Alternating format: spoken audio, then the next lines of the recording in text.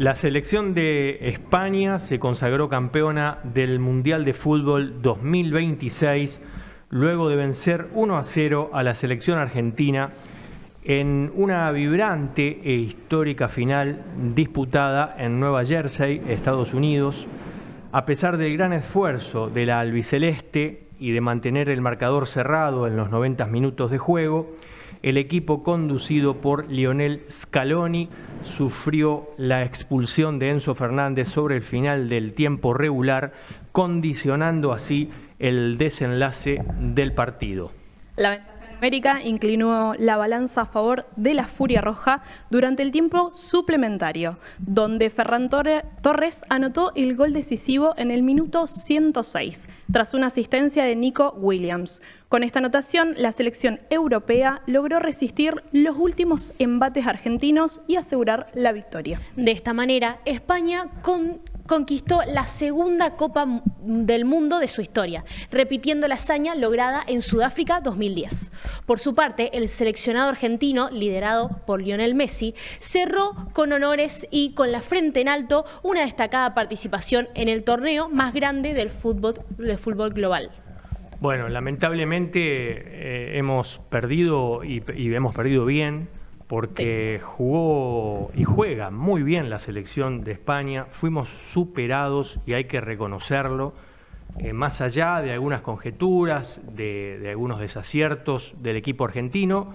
Me parece que España nos superó ampliamente. Lo dieron todos los jugadores, sí. Por eso hubo muchos lesionados también, era esperable. Creo que los últimos 2 partidos fueron bastante complicados y bueno, llegaron ya cansados, me parece. Claro, yo creo que fue una gran victoria, igual la que tuvimos con Inglaterra. Creo que mucha gente está feliz por eso y también hay que estar feliz porque no todos salen segundos. O sea, estar segundo y llegar a una final del mundo no es nada fácil. Seguro. Y con Argentina siempre vimos victorias, así que para mí hay que estar muy orgullosos del equipo que tenemos. Sí, el agradecimiento a todos los jugadores, al cuerpo técnico, realmente no solamente en la faz futbolística, sino también desde la humildad que han demostrado.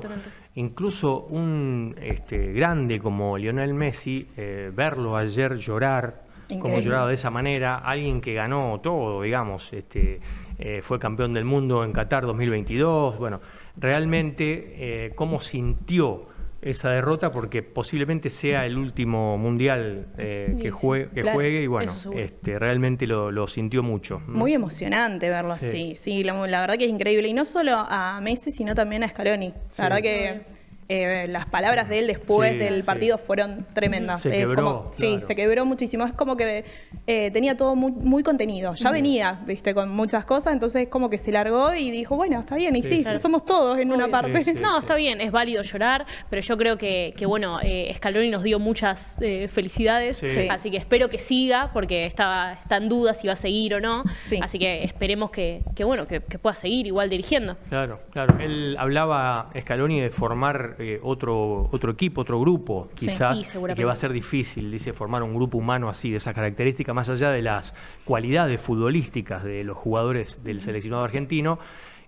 Hay que decir que formó un gran grupo, un gran grupo humano, es muy motivador. Me decían días pasados que gente que lo conoce a Scaloni, que es un motivador nato, digamos, es algo que es increíble cómo motiva a la gente.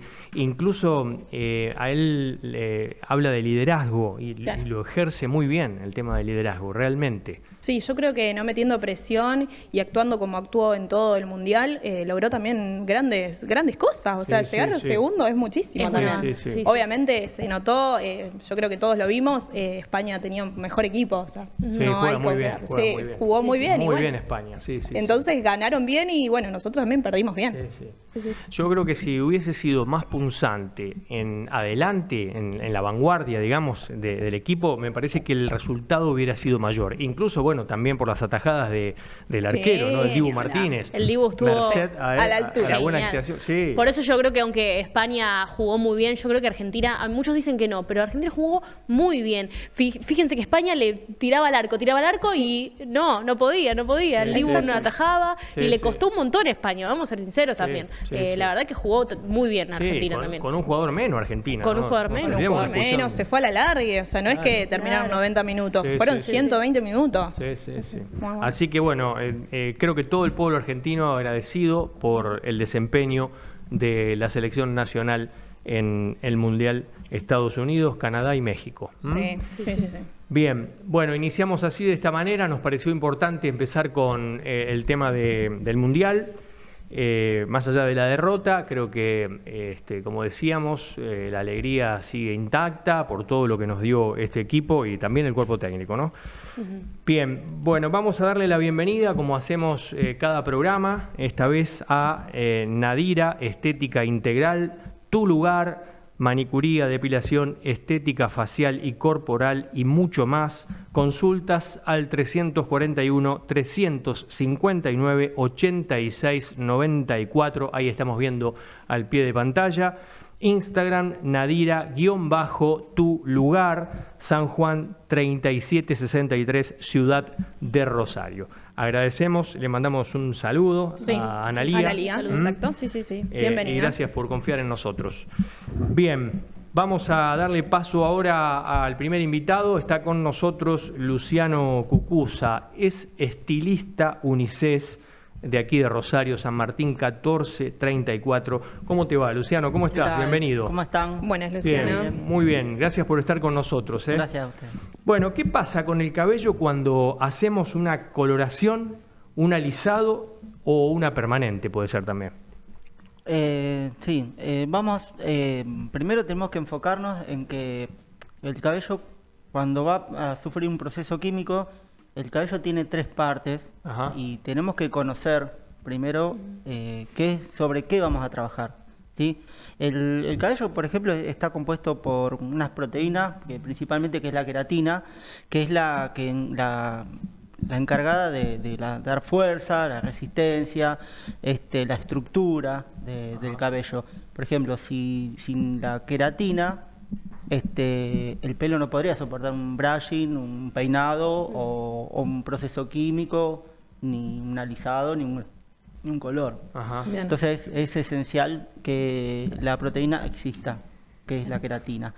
Ahora, la queratina, cuando pasan un proceso químico o mucho calor o el exceso del sol o distintos tratamientos puede ser de colorante también, esa queratina se va como degradando, ¿sí? Entonces ahí es donde empieza a perder fuerza, pierde humedad y pierde, resistencia. Entonces, ¿qué aparece? Aparece la porosidad, la resequedad, el cabello áspero. Entonces necesitamos reparar todas esas que se pierden. Por ejemplo, nosotros tenemos antes en el cabello, la capa más superficial, que es la cutícula, ¿sí? Bien. La cutícula también está formada por células transparentes de queratina que están apiladitas como si fueran escamas de pescado, ¿sí? Eso lo que hace es proteger toda la corteza, que ahí está la melanina, están todos los pigmentos que tiene el cabello por adentro, las proteínas y los lípidos, todo lo que lleva al bienestar del cabello. Entonces, cuando esa cutícula se abre para que penetren los productos químicos que nosotros usamos, por ejemplo, la tintura, lo que pasa es que se abren las cutículas, entra el producto, ¿sí? Actúa con el agua oxigenada, revela los pigmentos naturales y deposita los pigmentos artificiales. ¿Qué quiere decir? Que te saca los pigmentos naturales del cabello y deposita el color que uno tiene ganas de cambiar. Claro, de cambiar. Claro. ¿Qué pasa? Cuando esas cutículas no se terminan de cerrar, ahí es donde aparece el problema, que se empieza a como a lavar el color. Claro, el color se puede lavar, puede quedar más áspero, más opaco. Entonces es muy importante que a la hora de un proceso químico realizar un buen trabajo de cierre, que es el broche de oro de cada servicio que nosotros realizamos. No es solamente llegué a un rojo, llegué a un cobrizo, no, es terminar el proceso cerrando y estabilizando el cabello. Bien. Con productos ácidos, con tratamientos de queratina. O sea, el cabello sufre todo ese proceso. Y puede dañarse en caso de dejar abierta estas cutículas. Claro, por eso es importante que el cliente sepa que el 50% de la efectividad del trabajo termina en la casa, que es con el post-tratamiento. Por ejemplo, en un tono de una coloración, seguir con shampoo específico, puede ser un shampoo post-color o un shampoo ácido. E igual con tratamientos de acondicionadores o mascarillas, también con pH ácido. Claro, bien. ¿Y qué es el pH? Bueno, el pH es una escala que mide, según la altura, la alcalinidad o mide la acidez, la alcalinidad del cabello. Por ejemplo, de una escala del 0 al 14, imagínate. Del 0 al 7, del menos del 7 es ácido. Del 7 es neutro y hasta el 14 es ácido. ¿Sí? Los productos que nosotros trabajamos para los procesos químicos, son alcalinos. ¿Sí? Entonces, por eso es que abren la cutícula. Por eso es que necesitamos después contrarrestar con un pH ácido. Para que se vuelva a cerrar el cutícula. Entonces trabajamos con productos ácidos. ¿Qué ocurre? Una crema ácida, un producto ácido, no restaura. Eso también lo tienen que saber. No restaura el cabello. Lo que sí va a hacer es estabilizar la fibra para que en el post-color, en los días sucesivos, los tratamientos que se hagan en el salón o en la casa, esté el cabello apto para recibir todo ese tratamiento y que surja a efecto, que no se pierda y que en la próxima visita tenga el cabello en condiciones. Claro, sí. ¿Y todos los cabellos pueden recibir algún de estos tratamientos, coloración? ¿Todos pueden o hay algunos que se elige que no? No, en principio se hace un diagnóstico, ¿sí? Un diagnóstico primero de resistencia, porque si viene alguien con un cabello muy dañado, muy castigado, muchas veces a la vista parecen sanos, pero tenemos un método de probar la resistencia y la porosidad, que es cuando el cabello se moja, la elasticidad es agarrar una mínima parte del cabello y estirarlo. Si el cabello estira y vuelve, bien, se estira y te quedas con un pedazo en cada mano, bueno, evidentemente ese cabello no está en condiciones ni de recibir color, ni tampoco de recibir una decoloración, y menos un alisado. Bien. Entonces, ¿y ahí en ese caso? Y en ese caso hay que pensar en qué hacemos, una hidratación o una nutrición o una reconstrucción, que sería lo ideal. ¿Sí? Pues tenemos que ver qué es lo que según el diagnóstico, es lo que vamos a usar. Yo, por ejemplo, alguien necesita una hidratación. Alguien que necesita una hidratación, hay que aportarle agua al cabello, humedad. Alguien que necesita... Hay gente que necesita todo. Claro, una reestructuración total. Claro. ¿Es difícil, es complicado, es un proceso largo? Es fácil dañarlo, pero lleva mucho tiempo reconstruirlo. ¿Es posible? Es posible, sí. Pero dañarlo en una hora lo puedes dañar mucho. Pero sí, también llevar una ¿cómo se dice? Con una estabilidad. Digamos. Claro, una constancia. Una constancia. Exacto. Sí. De tratamiento, aunque sea o en casa o en el salón. Hay trabajos que se pueden realizar en el salón que son más fuertes, que son, por ejemplo, los tratamientos con queratina o tratamientos con calor, que a la vista, como para dejar, por decirlo de una manera, más contenta a la gente. ¿Por qué? Porque vos le haces una hidratación y dice, bueno, sí, pero no me lo veo tan bien. Bueno, vení la semana siguiente, pero me lo veo tan bien. Eso lleva meses. ¿Sí? Claro. Entonces, con un tratamiento que esos que se usan con calor, queratina, nanoterapia, eso, por fuera se ven más sanos, más suaves, más dóciles, porque se trabaja con calor, el calor sella la cutícula y la cutícula cerrada aporta brillo. No es que la cutícula tenga brillo, sino que las cutículas al estar cerradas y ser transparentes reflejan la luz del exterior. Claro, entonces, parece sano. Sí. Es lo que se ve brilloso. Claro. Bien. Luciano, ¿cuál es la diferencia entre un estilista y un peluquero, por ejemplo? Una pregunta que nos hacemos permanentemente, ¿no? Porque cuando vamos a la peluquería a veces dice estilista, otro dice... Yo creo que hoy en día no más se basa mucho en los cursos a veces que uno hace, en las carreras que uno va los posgrados. En la formación. Sí, la formación. Claro. Por ejemplo, uno hace un curso de peluquería básica, entonces, bueno, sos peluquero. Claro. Pero después tenés un curso de estilista, el estilista puede ser del visajismo, o sea, dedicado directamente a la parte de cortes, ¿sí? Que estudian la forma del rostro. Claro. También se nos dice coafer, estilista, peluquero. O sea, para mí todos los nombres son válidos y que todos llevan a lo mismo.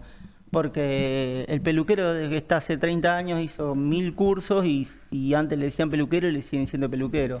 O sea que se puede decir, se puede decir asesor de imagen integral a cualquiera de los dos, tanto el estilista como el peluquero. Sí. A veces el asesor de imagen también está incluido el tema del maquillaje. Claro. Es como un poco más completo. Pero también...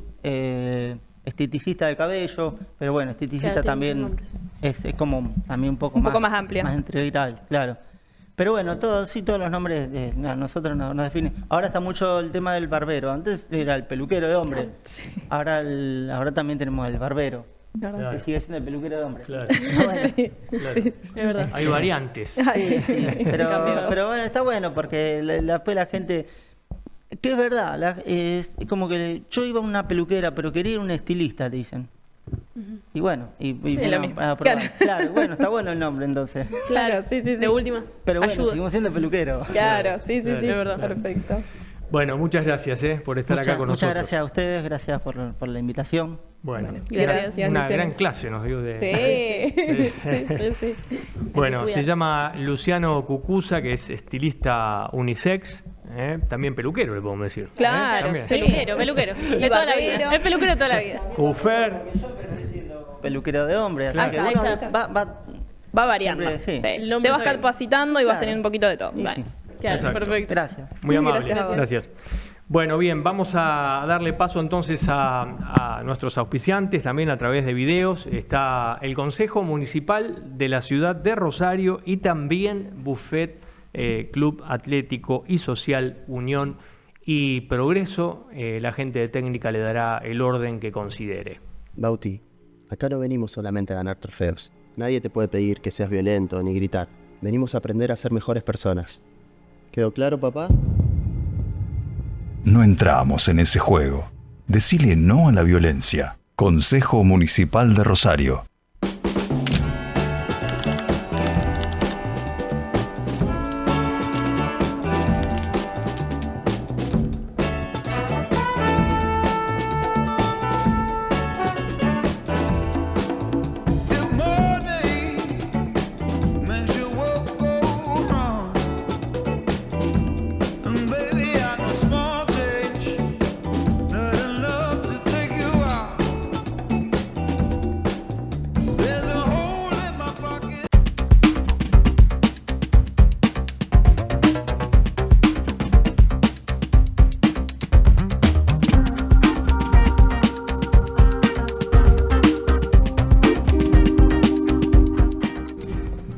Bueno, muy bien, seguimos en línea directa después de cumplir con algunos de los auspiciantes.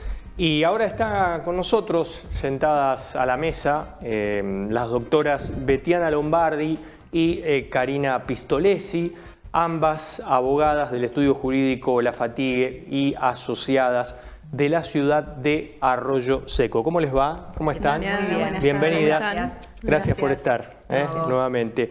Bueno, vamos a hablar, se van a referir las doctoras a qué tiene que hacer un trabajador que padece una enfermedad profesional. ¿A qué denominamos? En principio se me ocurre preguntarles a qué denominamos enfermedad profesional.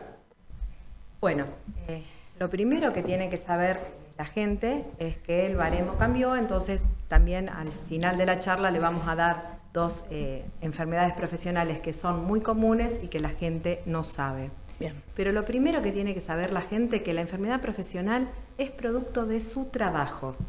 No se trata de una gripe, sino generalmente provocada por movimientos repetitivos, posiciones que no son ergonómicas. Y ruidos intensos, por Bien. ejemplo, en el caso de hipoacusia. Bien, perfecto. En el caso, En el caso de camioneros. sí, el tema de la La garganta. voz, en el caso de los docentes. Bien, perfecto. Hay distintos factores de riesgo que predominan en el lugar de trabajo y que a consecuencia de eso genera la enfermedad profesional o laboral. Bien, esto depende de cada trabajo, nosotros deberíamos saberlo. ¿Cómo nos informamos de esto? Bueno, hay un baremo. Lo que sí, que eso es lo que quiero aclarar al principio, de que muchos trabajadores no saben de que se pueden autodenunciar. ¿Por qué? Hay empresas que no quieren hacer la denuncia a la ART, pero la ley los faculta a que ellos puedan enviar un telegrama laboral gratuito hacia la ART denunciando su enfermedad profesional. Eso queremos aclararlo desde el minuto cero, diríamos, porque se piensan que únicamente es el empleador que tiene la facultad de denunciar esa situación ante la ART, esa enfermedad profesional ante la ART. Y no, ellos también se pueden autodenunciar. Bien, perfecto. La forma de autodenunciarse sería, consultar a su abogado de confianza y a partir de allí el abogado, cuando evalúa el caso, le pregunta qué tareas realiza, cuáles son los síntomas que tiene. Claro.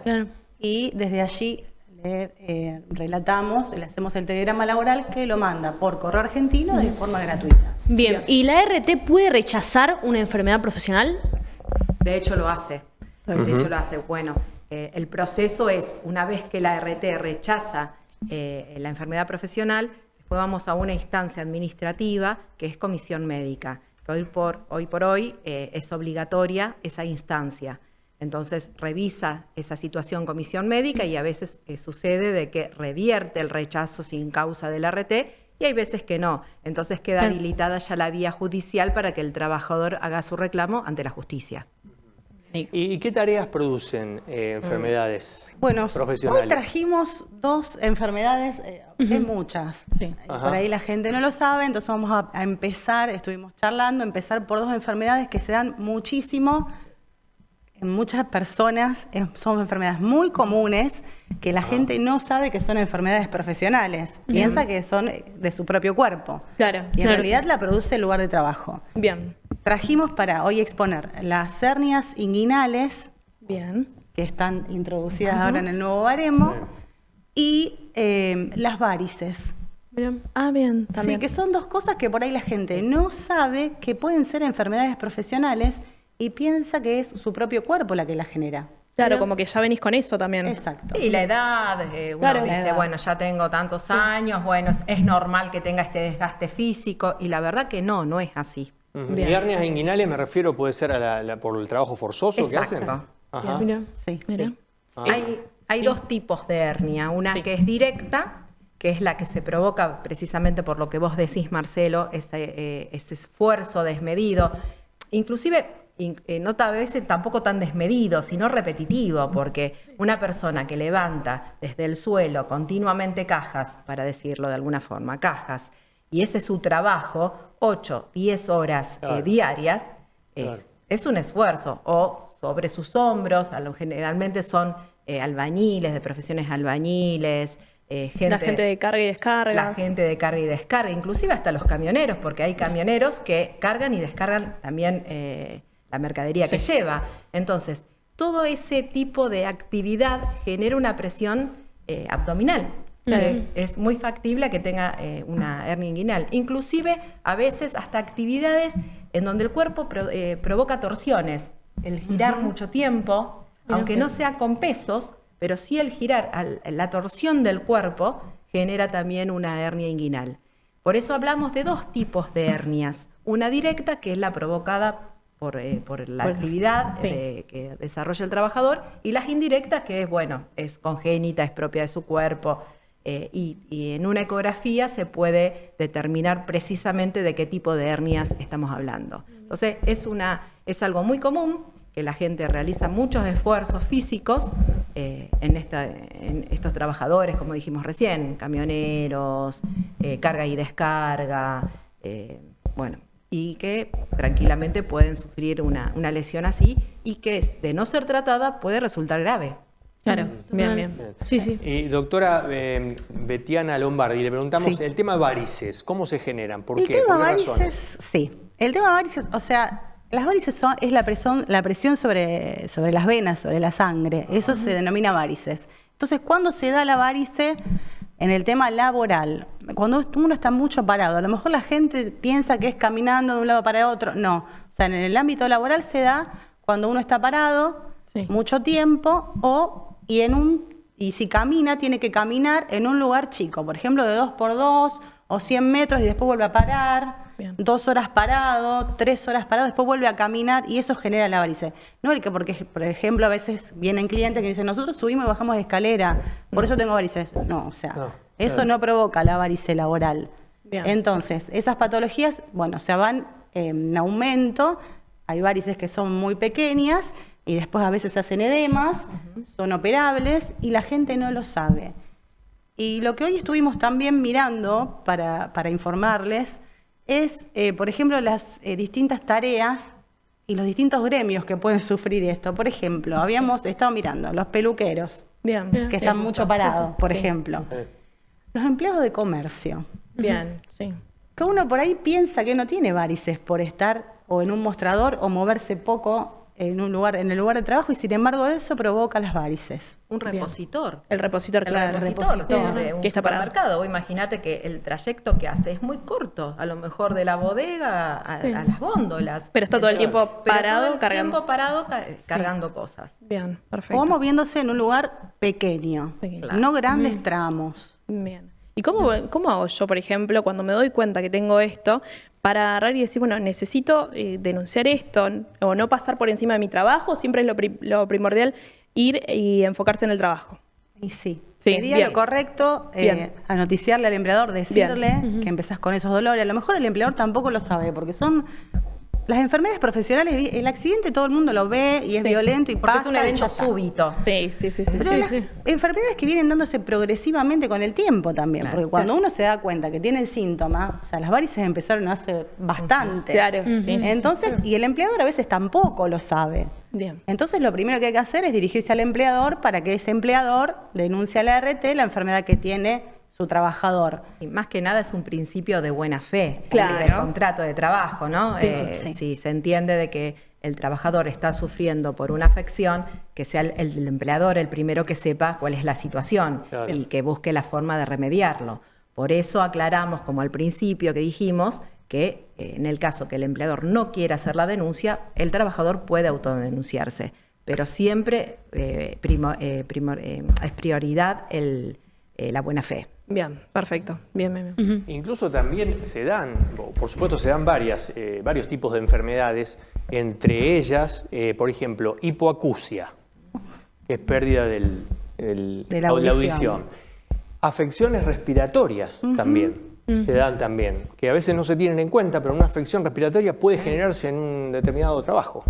Sí, siempre tienen que existir los agentes de riesgo. ¿Qué son los agentes de riesgo? Son esas condiciones laborales que uno tiene en el ámbito laboral que generan esas cosas. Cuando estamos hablando de hipoacusia, es primordial que uno esté en un lugar donde haya máquinas que generen mucho ruido, donde el nivel auditivo sea tan alto que se empiece a perjudicar el oído. Claro. O sea, que haya mucho ruido en el lugar siempre. En el lugar, maquinarias. Mucha gente, generalmente maquinarias. Sí, inclusive, la hipoacusia. Bien. Inclusive el propio trabajador que manipula, por ejemplo, en una carpintería, moladoras, sierras. Claro. Pero bueno, inclusive también hay veces en la parte administrativa, cuando hay está cerca de algún foco de la propia industria, en donde vos vas y venís continuamente. A lo mejor vos estás en la parte administrativa, pero a lo mejor pasás 2 o 3 horas dentro de la industria viendo determinadas situaciones. Entonces, es como dice la doctora Lombardi, el agente de riesgos tiene que estar siempre presente. Y también un límite de tiempo en el trabajo. Eso es sumamente importante. Claro. ¿Y qué pasa si una enfermedad deja secuelas graves? ¿Corresponde una indemnización adicional? Siempre que se genere una enfermedad profesional laboral y o sea, si la RT no la reconoce y realmente se generó en el trabajo, bueno, para eso estamos nosotras, Claro. que hacemos que la reconozcan. Y siempre es indemnizable. O sea, a veces la persona dice, pero es poquito lo que tengo. 2, 3% es indemnizable. Más grave, es mayor el porcentaje de incapacidad que a uno le queda en el cuerpo, que eso por ahí la gente es lo que no llega a comprender. Uno después se jubila y ese porcentaje te queda. Y si vos no lo reclamaste en su momento, si fue un accidente, o no lo reclamás cuando te jubilás o te retirás de tu trabajo, después no lo podés reclamar. ¿Hay un tiempo estipulado para poder reclamarlo? Sí. ¿Más o menos cuánto tiempo sería? Son 2 años. Bien, perfecto. 2 años. Puede ser de diferentes momentos. Por ejemplo, como mencionó recién ella, justo un caso que tuvimos hace poquito, la persona se jubiló y vino al estudio y pensaba que por haberse jubilado ya no tenía derechos. Claro. Sí, desde que vos tenés el síntoma, tenés 2 años, o de la jubilación, o de que te fuiste de tu trabajo. La ley prescribe, el derecho a reclamar prescribe a los 2 años. A los 2 años. Bien, perfecto. Bien. Y hipotéticamente, ante un caso, un conflicto entre empleador y empleado que padece una enfermedad profesional, si están en conflicto y no hay una solución aparente, ¿puede un compañero de trabajo verificar eso y hacer ver que realmente la enfermedad profesional lo tuvo allí en el empleo, en el ámbito laboral, o no, o eso no es demostrable? Sí es demostrable en el sentido que vos me lo decís, digamos, la enfermedad profesional o la denuncia el empleador o la denuncia el empleado.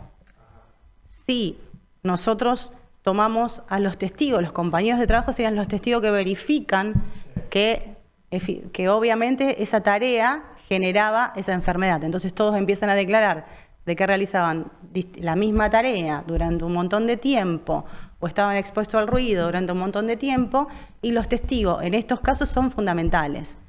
Pero en quien tiene el derecho de reclamarlo, digamos, es el empleado. Claro. Solamente puede venir un tercero si es un accidente donde fallece el empleado, y bueno, ahí sí.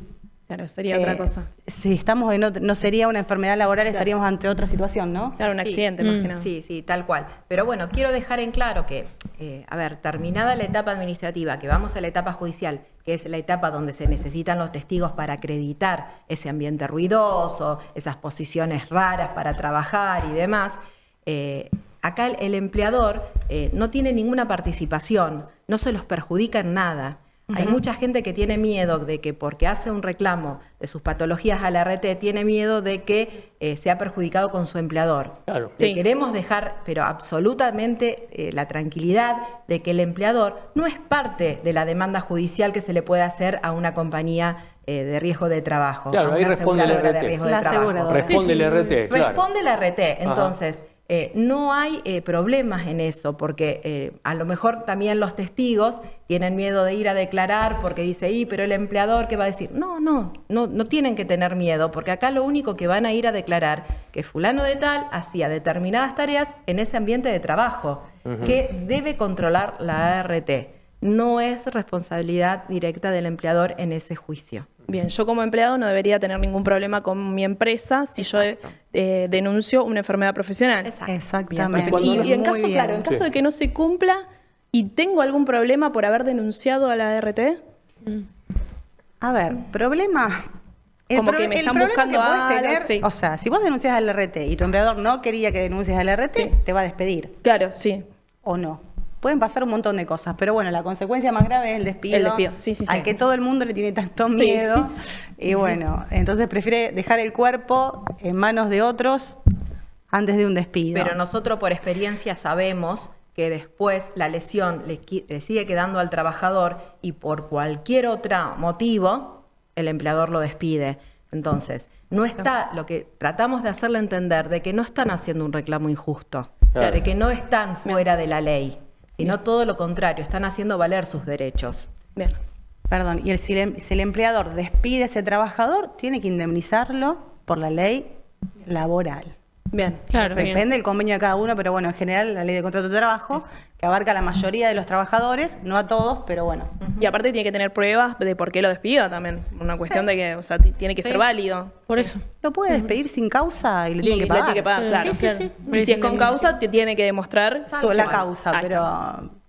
por las dudas, porque hay algunos capaz que te buscan algo como para... Porque creo que ese es el miedo de la mayoría de los A trabajadores. ver, la causa de despido siempre debe ser grave. Claro. Digamos, en el caso de que alguien denuncie o haga pasar una enfermedad profesional por el seguro, por la ART, no es causa de despido, pero en ningún lugar del país, digamos. Eso no existe para nosotros. Bien. Claro. O sea, las causas de despido realmente tienen que ser muy graves. Perfecto. Muy graves. Bien, perfecto.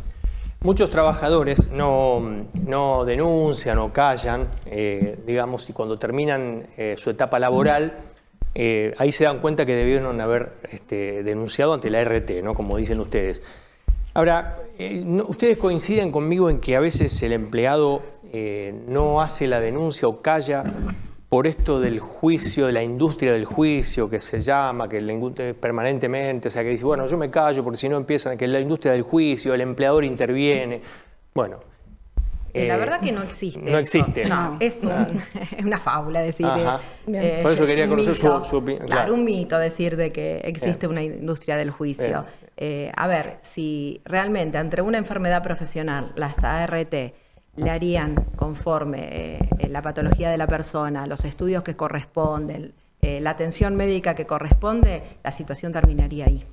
Pero generalmente no lo hacen, entonces la gente busca auxilio en donde puede, porque la patología y la lesión las tienen ellos. Claro. Y a veces suele pasar de que la RT le da el alta y que tienen que ir a la obra social porque siguen con la molestia y que la obra social no se lo quieren tomar porque realmente es una patología producto del trabajo.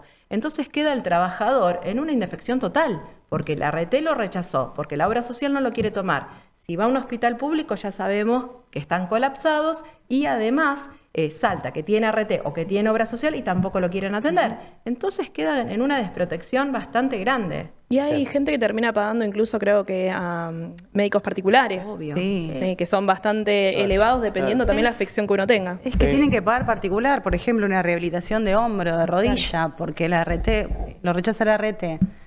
La obra social no lo quiere tomar porque dice que es una enfermedad profesional. El sistema público, cuando uno tiene obra social, o sea, primero atiende a los que no tienen obra social. Entonces la persona con el sueldo no puede ir a trabajar. Claro. Sí, claro, sí, termina o haciendo sea, malabares. está desesperado, eso es lo que está pasando. Un montón, siempre pasó igual, pero bueno. Aparte otra situación es que si vos tenés un problema en el hombro y que no podés volver a trabajar por ese problema, no hay una rotación de puesto de trabajo. El empleador debería rotarlo en el puesto de trabajo como para que también esa lesión desinflame, esa lesión pueda empezar a recuperarse, pero vuelve al mismo puesto de trabajo, entonces es un círculo vicioso y cada vez se le va a ir agravando más. Claro, bien. Bien, bueno, gracias por estar, muy amable. Gracias a ustedes, gracias por la invitación. Las doctoras Betiana Lombardi y Karina Pistolesi, abogadas del Estudio Jurídico La Fatigue y Asociados.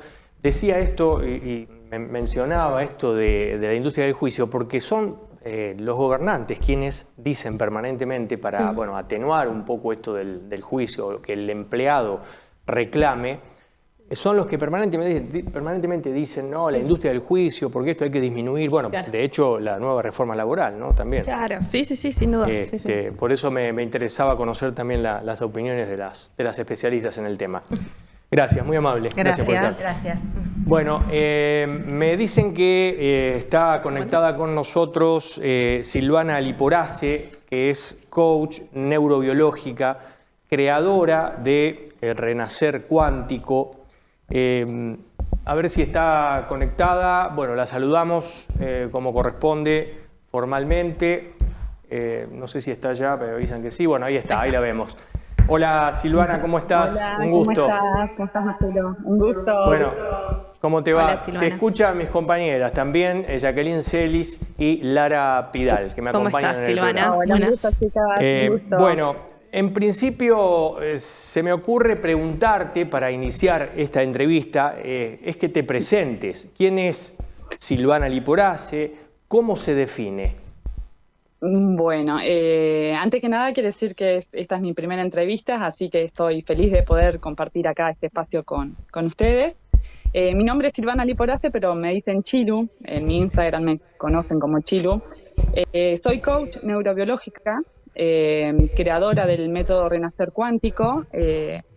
Fue un método que nació después de muchos años de búsquedas, estudio y sobre todo observar lo que se repetía una y otra vez en las personas que acompañaba. Y bueno, y toda esta observación fue el comienzo de todo.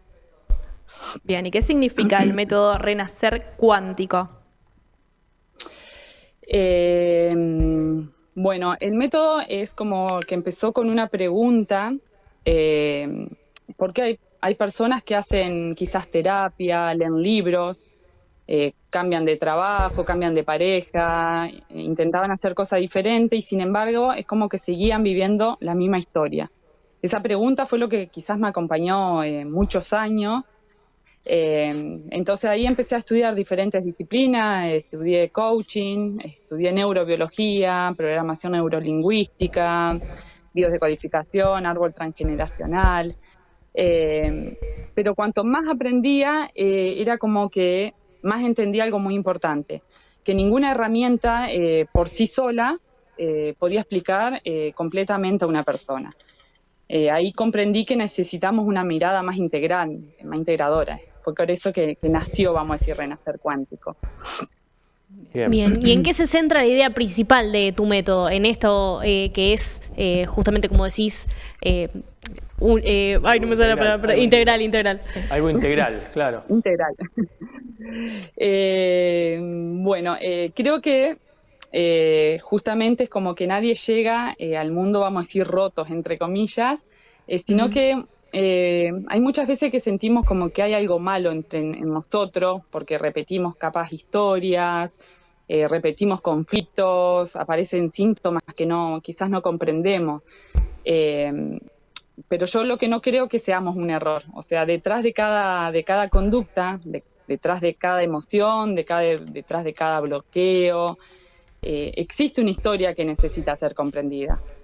Cuando esa historia se comprende justamente, aparece la posibilidad de elegir algo distinto, ¿no? Bien, ¿y qué suele descubrir alguien que empieza este proceso? ¿Cómo? Perdón, no escuché bien. Sí, ¿qué suele descubrir alguien que empieza este proceso? Y justamente esto quizás de dejar de pelearse con uno mismo, ¿no? Que muchas personas llegan pensando que tienen que cambiar una conducta y después empiezan a descubrir que no necesitan cambiar, sino a comprenderse. Es una diferencia por ahí mucho que se descubre, ¿no? Cuando comprendemos nuestra historia, uno empieza a tratarse ya más con más amor, dejamos por ahí de juzgarnos tanto, de culparnos, de exigirnos sobre todo, y desde ese lugar las decisiones cambian ya naturalmente, uno empieza ya a tomar conciencia y a tratarse con más amor, que de eso se trata, creo. Ajá. Silvana, ¿cómo se empieza una sesión, digamos? Vos sos coach también neurobiológica, como dice allí muy bien el zócalo, el banner que tenemos allí. ¿Cómo comienza? ¿Cómo vos empezás? ¿Qué haces? ¿Indagás como hace un coach o también ayudás a la persona? Las dos cosas. Es un espacio se trabaja mucho con bitágoras, con preguntas, desde la escucha, pero sobre todo desde la observación de uno mismo, ¿no? De observarse uno mismo, de comprenderse, de buscar sus virtudes, sus fortalezas. Es una mezcla de todo, vamos a decir. Claro, bien. Quizás personas, justamente lo que te decía hoy, que las personas sienten que repiten muchas veces, que por ahí hicieron muchos y que están cansadas,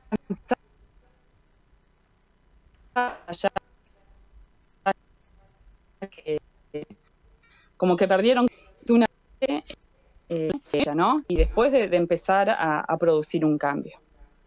Pero sobre todo primero la escucha, ¿no? Claro. Y el conocerse uno mismo. Claro, bien. Claro. Bien, ¿y quiénes son los que te consultan, los que van a tus justamente sesiones, consultas?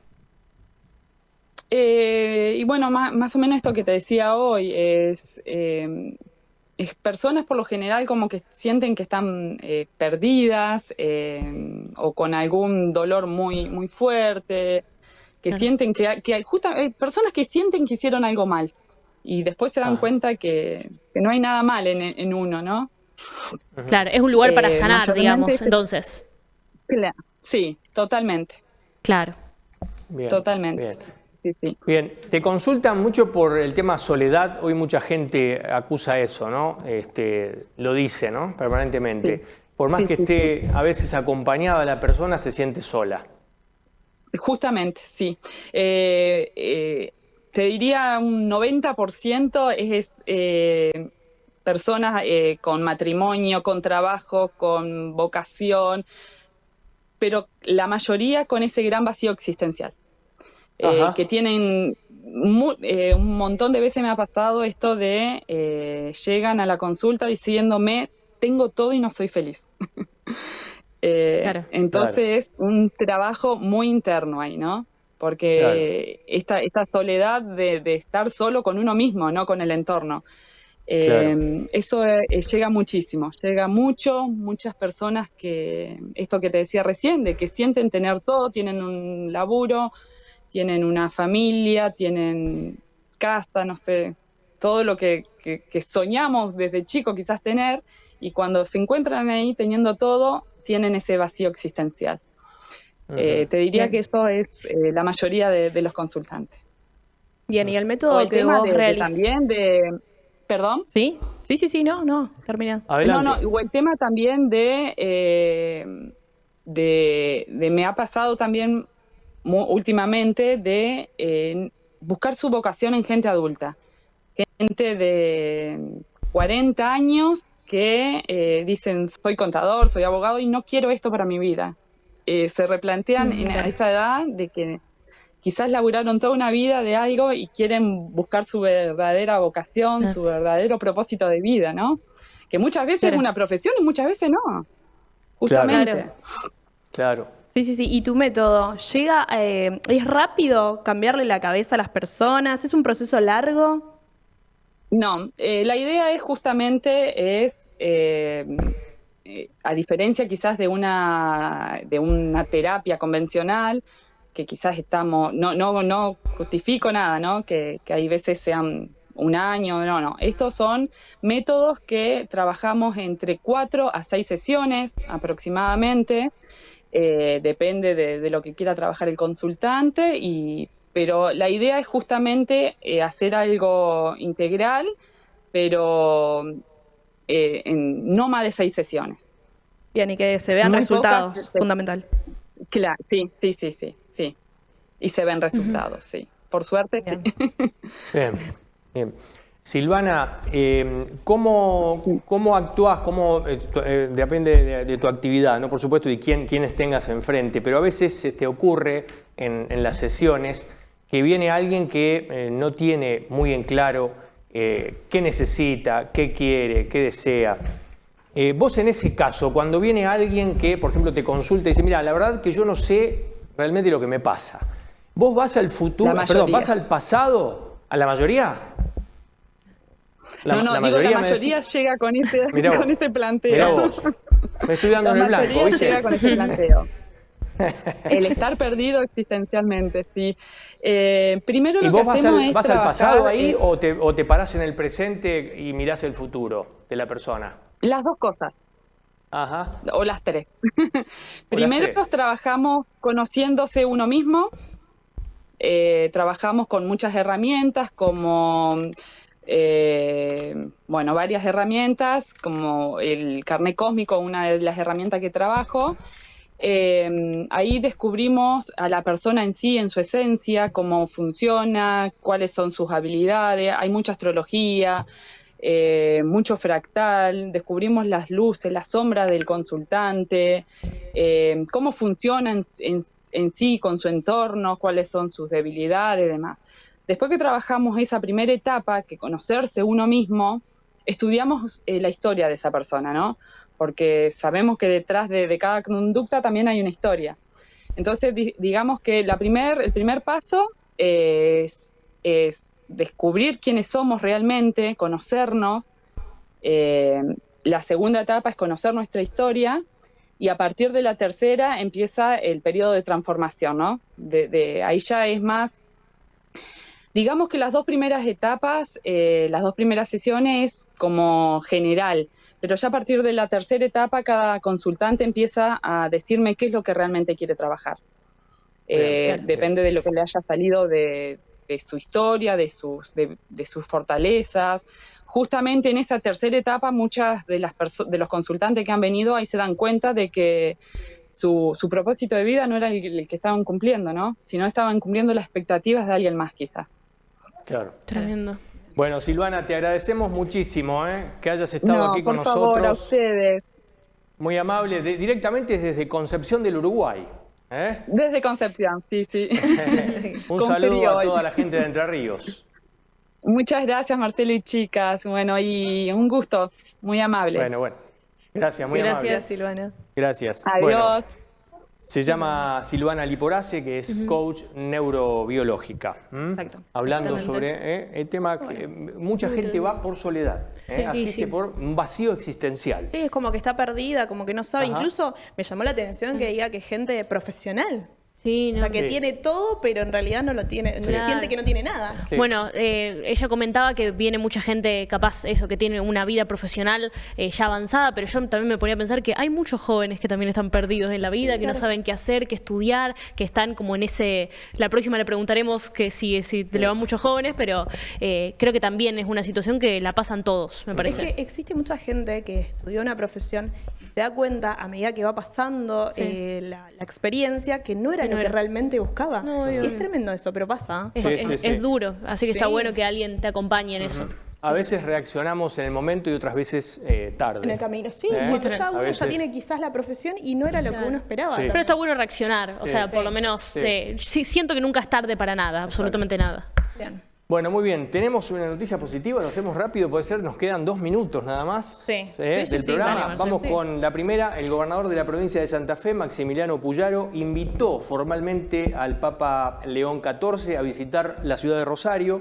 El sumo pontífice realizaría por Sudamérica entre el 5 y el 15 de noviembre próximo una recorrida que también incluiría a Uruguay y Perú. Puyaro sostiene que Rosario atraviesa un proceso de reconstrucción social luego de los años violentos con la presencia del crimen organizado. Espectacular. Bien, yo voy para el tema de la medicina. Una taza diaria de café puede reducir el riesgo de enfermedades del hígado y de cáncer hepático. Así lo reveló un estudio de 10 años con la participación de 354.000 personas. Según la investigación, los mayores beneficios se ven en quienes toman más de una taza al día.